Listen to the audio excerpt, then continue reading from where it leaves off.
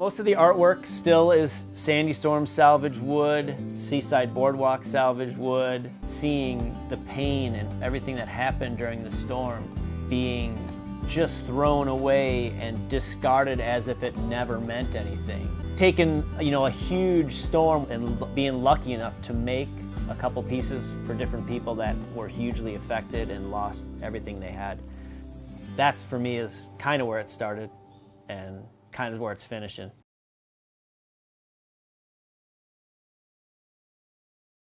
If you run a good meet, lifters will come back. And Yep. they'll tell their friends, you got to do this. That's what happened to powerlifting. We ran legit, meets, strict judging, and we ran them like nationals.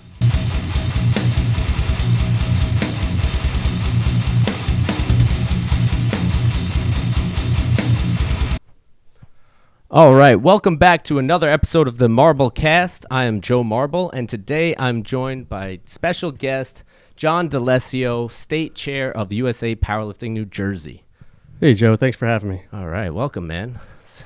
Been a long time. Yeah, man. Remember the first time I came down here when you're just opening up? It was 2016 or 15. Yeah, that's right. Looking good. Yeah, we're still open, even despite all the pandemics nonsense. That's great. Yeah, all right. So we just did, I had John out here to go over some deadlift stuff and some little light deadlift challenge. How did you feel about everything that we did? It's all good. All right. A little challenging keeping your balance there with the one hand, but Yeah. we made it. Yeah, it was a good marble challenge. Well, video will come out in a few weeks. Check it out. So what got you started in powerlifting? First of all, John's an awesome powerlifter. What are your numbers in lifting?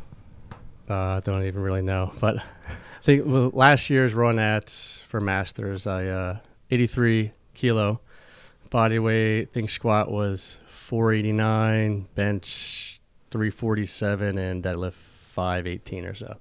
Nice. Yeah, monster squat. 227? Yes. No, yeah, 222 Still and a half. fighting for that 501. Yeah. 227.5, that's the number. Yep. You're 5 kilos off, man. Yeah, close. Yeah, right there. Might as well be miles. What was the bench? 347, Okay. 340, something like that. Nice. Not too bad. Yeah, Bench is just bench, got to do it. Mm-hmm. Yep. Awesome. So how'd you get started in powerlifting? How long have you been doing it? Well, since 1997 was my first meet with the ADFPA. I got involved, actually I was in the Coast Guard on watch out at sea, and someone had a magazine, I think it was the American Natural Bodybuilding magazine, and there's an article in the back about James Ben Marito. And I read it, and he was actually from a town where I grew up in. So once I got out, went and checked out the gym. At that time it was called Pro Fitness, and that's where it all started. They had a team of about 40 or 50 lifters, and they ran all the meets in New Jersey, I think 3 or 4 a year at that time. And that's where I got started. Yeah, man. And you run all the meets now? Myself and 2 other meet directors in New Jersey. Okay. Kathy White and Kent Brierley. So, typically without COVID, you would run 3 or 4 meets a year? I would run 4 or 5, and then 1 in Delaware. So I would run about 6 meets a year. Now this year, we're fighting to get 2. Yeah. So it's been pretty brutal. So you got started in AFPA? ADFPA. That was American Drug-Free Powerlifting Association. So you've always worked in the drug-free zone? Absolutely. Okay. And then actually about 2 years after I got in, it changed to USA Powerlifting. Okay. Oh, so same federation. Same and just federation. changed Okay, names. so nothing has changed.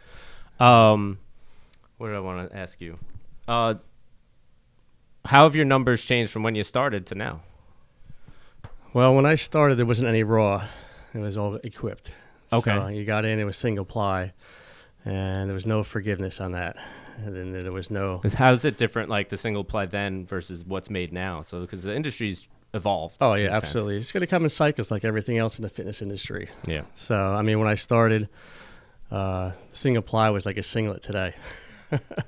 And then over the years it evolved. Got thicker material, tighter material. It was more technical.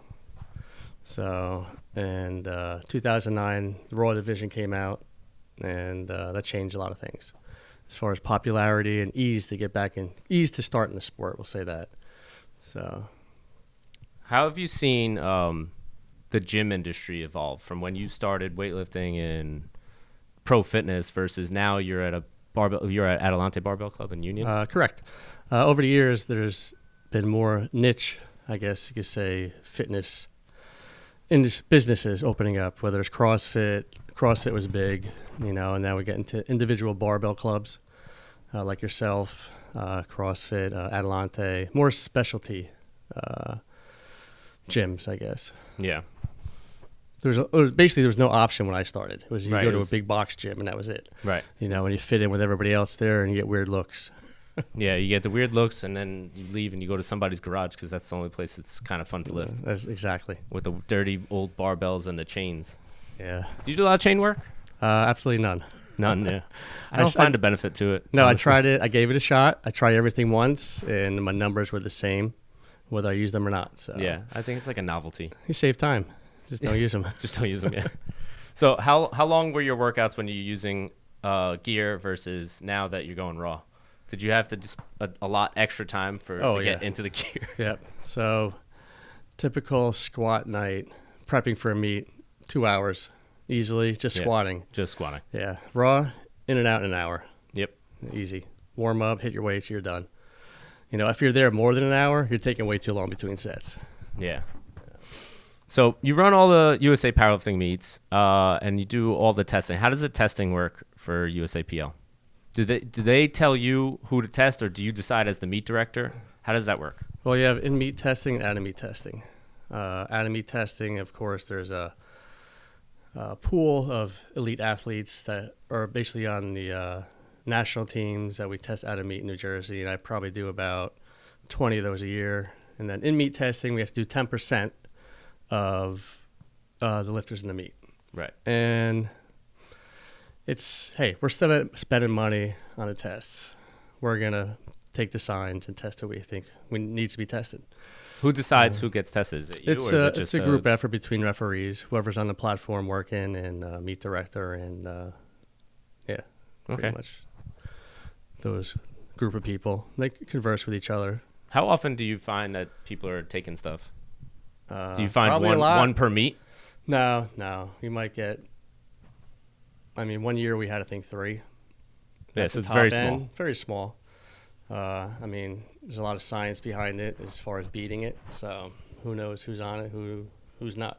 Yeah, it's That's impossible to tell. You can't. You can only do your best to test a few. Yep. We'll never catch everybody. Impossible. Unfortunately. It is what it is. It goes with the territory. Yep. Just worry about your own numbers, go for PRs, and have fun. That's how I feel about it. That's how I tell all my lifters, listen, you're going to get 9 for 9 or at least hit a PR somewhere. If you did that, you don't bomb out, you had a good meet. Yep, exactly. So that's another thing. Like, I own a CrossFit gym, but I sort of tell people I don't like when they compete in CrossFit. I prefer them to compete in weightlifting and powerlifting.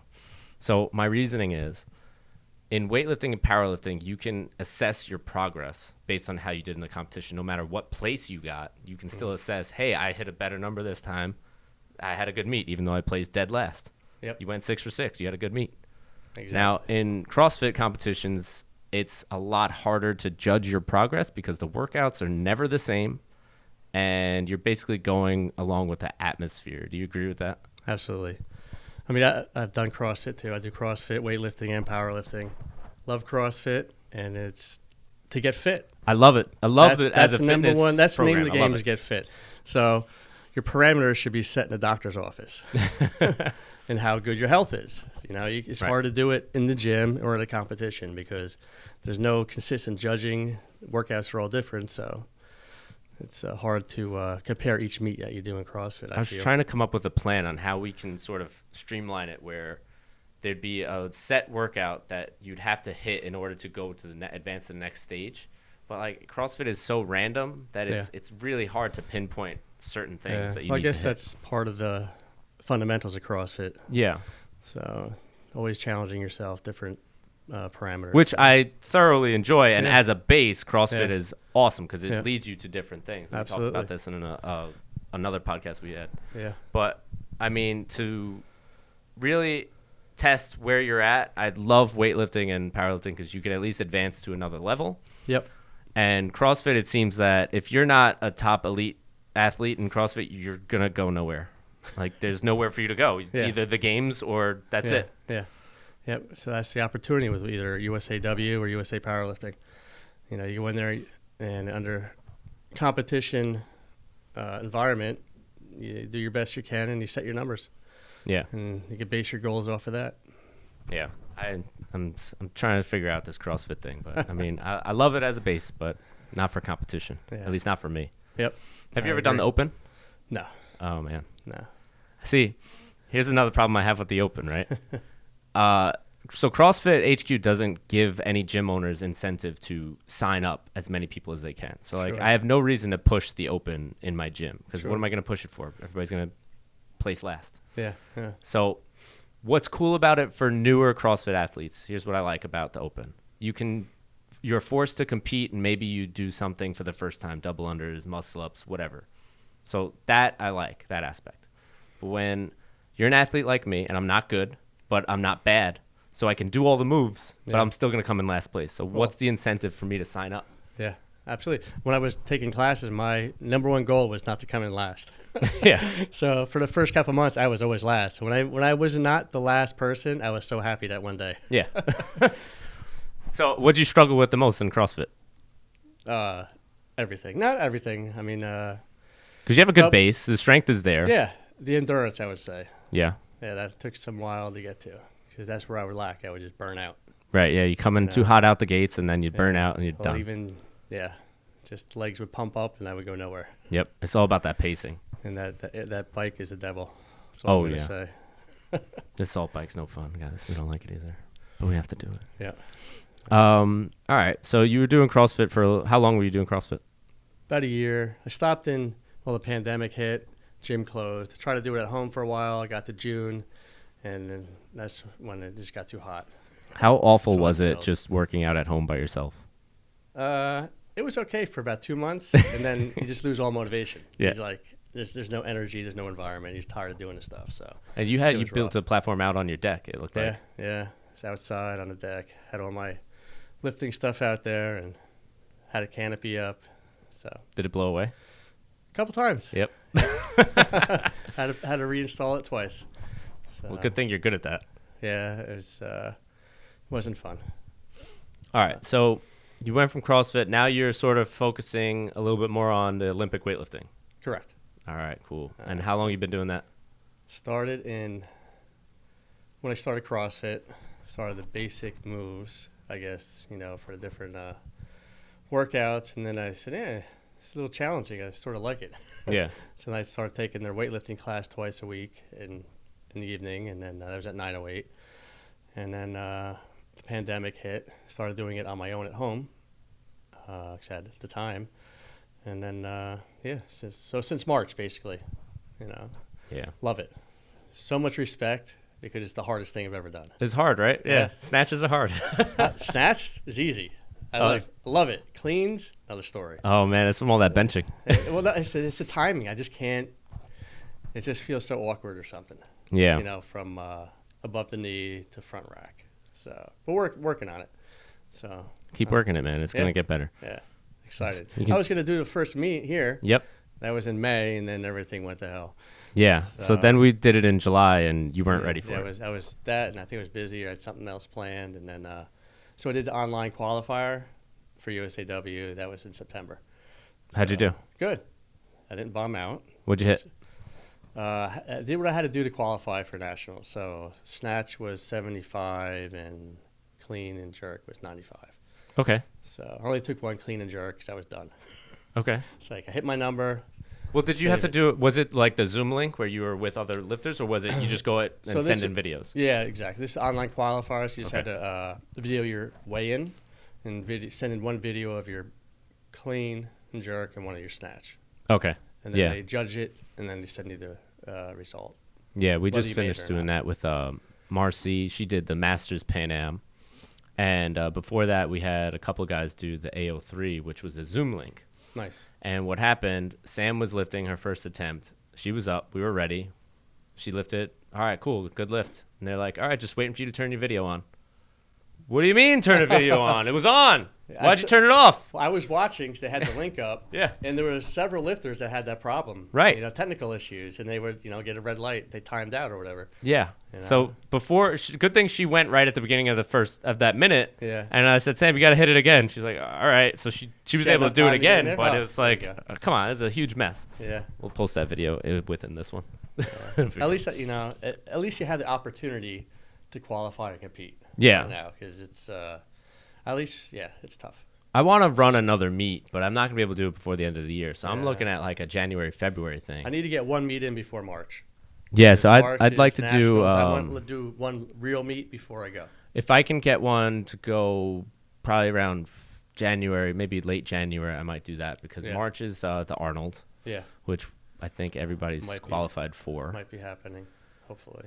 I mean, I don't see why it wouldn't. We Yeah. went right at the peak of when it started, and then they shut everything down as soon as we came home. So Yeah. I mean, I think we should be good to go. Everything, just wear a mask or whatever, wash your Yeah, hands. that's It's it. been pretty good on our end here. Yeah, Thank God. I haven't seen any issues with fitness centers, gyms, places with over 50,000, 100,000 check-ins. Not one case of COVID. Yeah, I don't know what the stats are.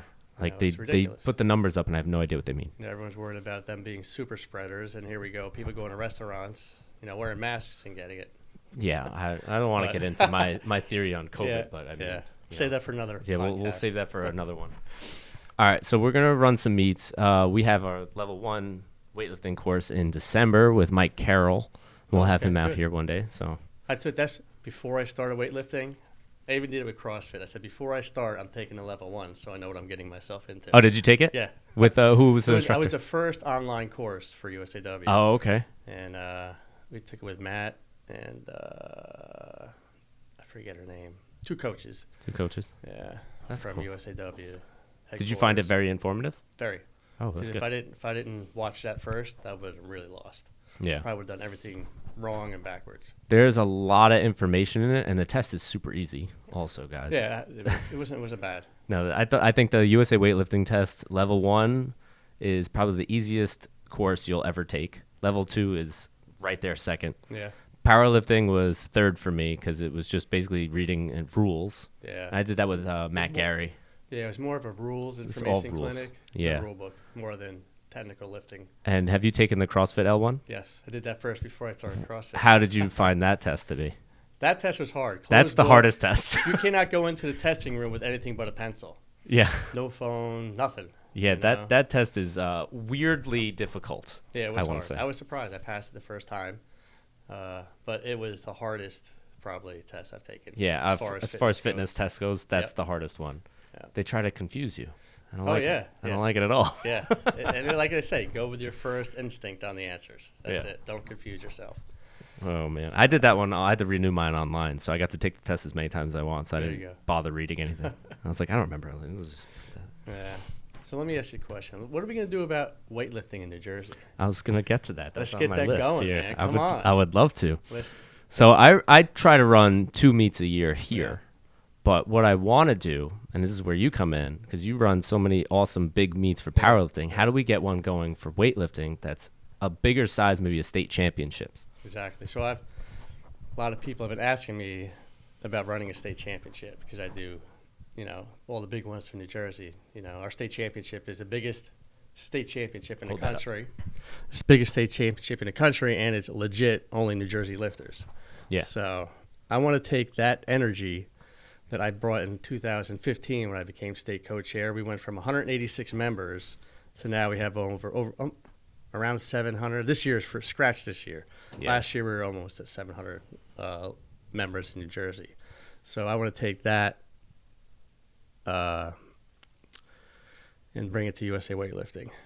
I'm so ready to do that. We need big meets. We need good marketing. We need coaches out there to bring their lifters.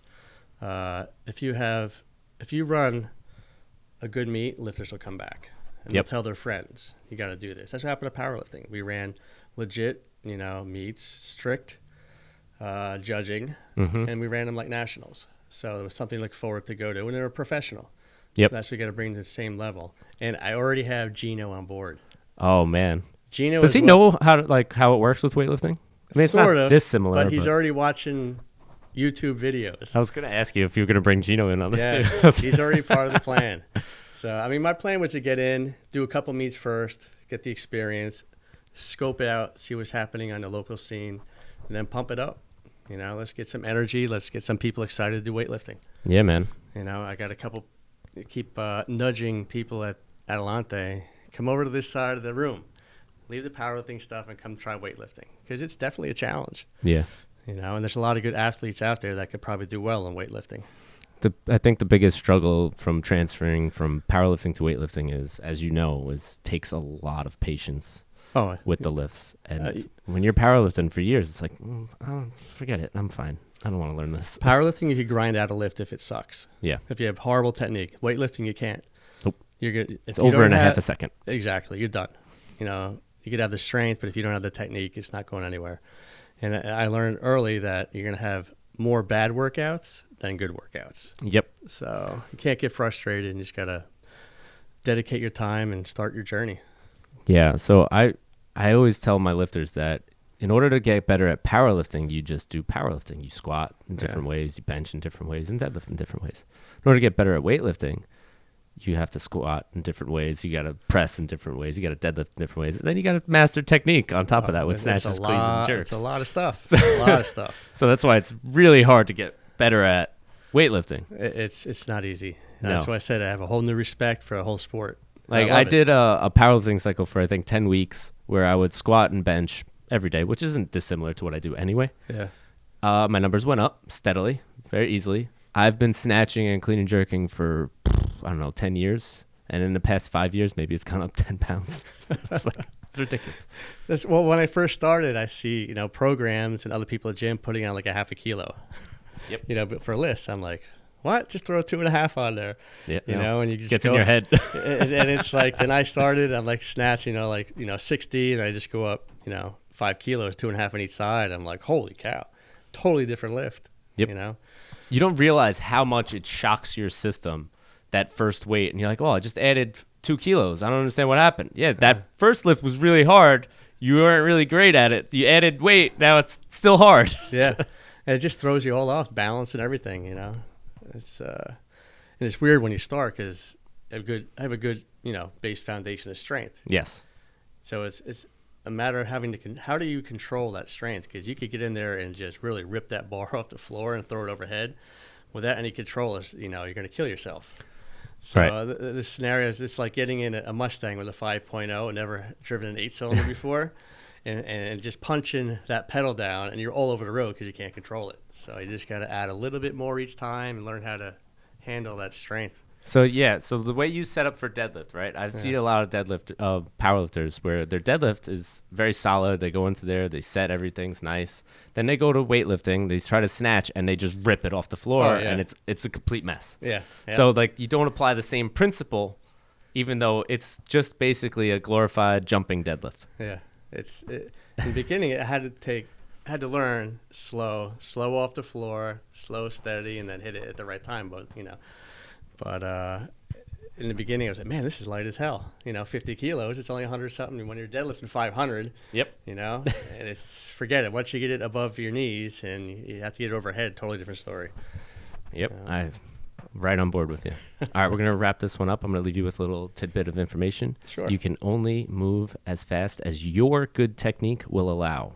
Absolutely true. All right. So we're going to wrap this one up. Follow us on Instagram, CF Dark Athletics or Marble Weightlifting. Follow John Dalessio, USA Powerlifting NJ on Instagram. Subscribe to our YouTube channel, CrossFit Dark Athletics. Age is inevitable. Weakness is not. So get out there and lift some shit, guys. And thanks, John, for coming out. Thanks, Joe. Thanks for having me. Awesome, brother. I'll be back. This is awesome. We'll come back and we'll hit you with some more information. Thanks for listening. Got it. All right. Take care.